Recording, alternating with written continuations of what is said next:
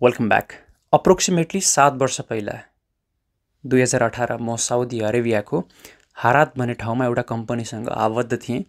Normally golf कन्ट्रीमा जब कुनै पनि व्यक्तिलाई हायर गरिन्छ एज ए इम्प्लोइ, त्यो व्यक्तिका बेसिक निडहरू, एकोमोडेसन, खाना बस्न, हेल्थ इन्सुरेन्स, यी सबै कुराहरू चाहिँ त्यो कम्पनीले नै सुविधा मिलाएको हुन्छ।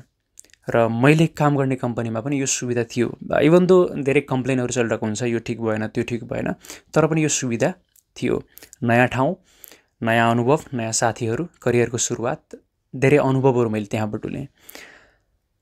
त्यहाँ बिगिनिङमै जब 1-2 महिना भएको थियो, हाम्रो 3 जनाको एउटा सानो ग्रुप बन्यो, जो चाहिँ प्रायःजसो खाना खाने बेलामा हामी साथमा खाना खान जाने, अनि टाइम भयो भने घुम्ने, चिटच्याट गर्ने, साथमा गर्ने गर्थ्यौँ।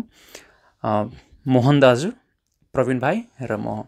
विथ ड्यु रेस्पेक्ट, हाम्रो प्रवीण भाइलाई चाहिँ खानाको धेरै नै शौखिन र साथ दिने म। स्पेसल्ली मेसमा जब कम्पनीको किचनमा खाना हुन्थ्यो नि, त्यति बेला पनि अलिकति मन परेन भने हामी चाहिँ बाहिर गएर खाना खाउँ न, यो खाले मुडमा हामी हुन्थ्यौँ। अनि हाम्रो मोहन दाजु चाहिँ गाडी ड्राइभिङ गर्ने कारणले उहाँसँग गाडी थियो, र खाना खान पर्यो या बाहिर जान पर्यो भने चाहिँ हामीले उहाँको वेट गर्थ्यौँ। किनकि त्यो एरियामा अलिकति टाढा गएर खाना खाउँ भनेपछि पैदल हिँडेर जानलाई गाह्रो हुन्थ्यो। 5-6 किलोमिटर टाढासम्म होटेलहरू थिएनन्। अनि एउटा बेलुकी खाना खाने समयमा अनि हामी वेट गरेर मोहन दाइलाई बस्यौँ। अनि दाइ आएपछि हामीले भन्यौँ, दाइ आज हामी खाना खान बाहिर जाने। किन? मेसमा खाना छैन, किचनमा खाना छैन। खाना छ तर पनि बाहिर जाउँ न, फ्रेसअप हुनुहोस्। उहाँ फ्रेसअप भएर आउनुभयो, गाडी स्टार्ट गरेपछि ल भाइहरू आऊ, पैसा चाहिँ रेडी गरेर राख है, साथमा राख। पैसा त छैन त दाइ, पैसा छैन? तिमीहरू के यहाँ ससुराल घुम्न आएको छौ? होटेलमा तिमीलाई फ्रीमा खाना खुवाउँछ? कसैलाई मागौँ न, यहाँ सापट्टि मागौँ, स्यालेरी आसी तिरौँला। अनि मोहन दाजुले एउटा स्यावेज रिप्लाई दिनुभएको थियो त्यति बेला। म अहिले पनि त्यो याद गर्छु बार बार। अरे वाह, फटे तो फटे पर सान नघटे। सुन्दा अलिकति कमेडिक लाग्न सक्छ, सर्काजम टाइपको फिल आउन सक्छ, तर विथ डेप्थ मिनिङ। मैले केही समय अगाडि मेरो फेसबुकको वालमा एउटा स्ट्याटस लेखेको थिएँ, हामीले ऋण गरेर भए पनि त्यस्तो सामान किन्छौँ जसको हामीलाई कुनै पनि जरुरतै छैन।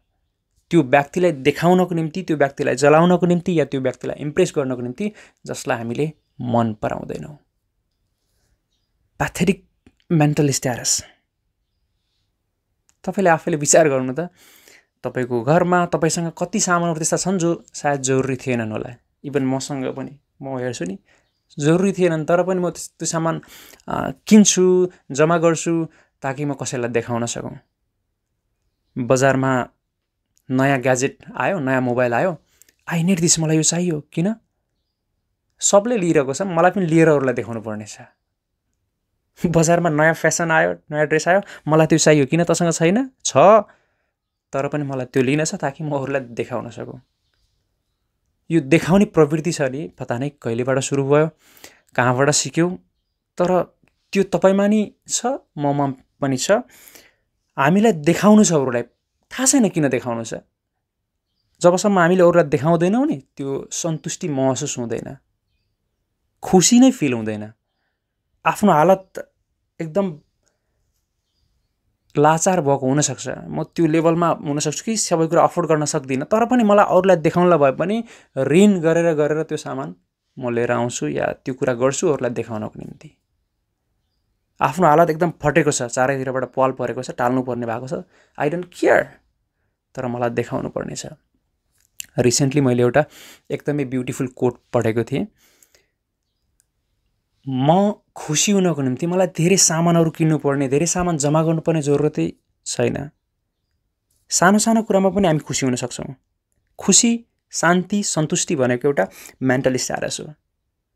तर म खुसी छु है भनेर मैले देखाउन चाहेँ अरूलाई, तब मलाई ती सामानहरू जम्मा गर्न जरुरी हुन्छ। अनि हामीले ऋण गरेर भए पनि ती सबै सामान लिन्छौँ।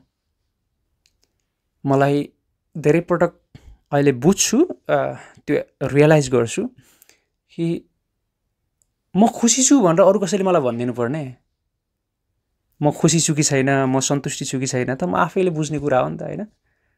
तर पनि अरूलेलाई देखाउने अनि अरूले देखाएर अरूले गुड त खुसी छस् भनिदिनु पर्ने, तब मात्रै म खुसी हुने, तब मात्रै मलाई सन्तुष्टि महसुस हुने। यदि अरूलाई देखाएर मात्रै अरूको अप्रुभल अरूले प्रुभ गरिदिएर प्रमाणित नगरेसम्म म खुसी हुँदैन भने त्यो खुसी होइन, त्यो एउटा बिमारी हो। बिमारी भन्दा पनि एउटा रोग हो जसलाई निको गर्न धेरै गाह्रो छ, किनकि हाम्रो दिमागमा यस्तो धेरै कुरा अपलोड गरिएको छ नि कि अरूले के भन्छ, अरूलाई देखाउनु पर्नेछ, सो अफ गर्नु पर्नेछ।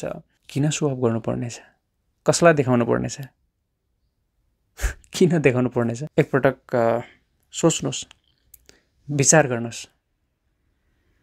फटे तो फटे पर सान नघटे। आफ्नो हालत पुरा फटेको छ तर पनि मलाई सान देखाउनु पर्नेछ, म चाहिँ टपमा देखिनु पर्नेछ अरूको अगाडि। अनि त्यसको चक्करमा म के गर्छु, अझै मेरो हालतलाई अझै कमजोर बनाउँदै लान्छु। ऋण गरेर भए पनि त्यो सामानहरू जम्मा गर्छु, अरूलाई देखाउन चाहन्छु। के देखाउनु छ, कसलाई देखाउनु छ, कति समयको लागि देखाउनु छ। सो एकपटक विचार गर्नुहोस्, सोच्नुहोस्, म खुसी छु, म आफैलाई सन्तुष्टि महसुस भइरहेको छ, द्याट्स इनफ, त्यो काफी छ। कसैलाई देखाउनु पर्ने, कसैको अप्रुभल लिन पर्ने जरुरी छैन। जब तपाईलाई यस्तो महसुस हुन थाल्छ नि, मैले अरूलाई देखाउनु छ, मैले देखाएर मात्रै सन्तुष्टि मिल्छ, त्यो सन्तुष्टि होइन, त्यो खुसी होइन, त्यो बिमार हो, त्यो रोग हो। त्यो रोगलाई छिटोभन्दा छिटो निको गर्न जरुरी छ। त्यसको निम्ति हाम्रो सोच, हाम्रो थिङ्किङ पर्सपेक्टिभलाई नै डिफ्रेन्ट डिरेक्सनमा मोड्नुपर्ने जरुरी छ। Stay tune, see you in next video.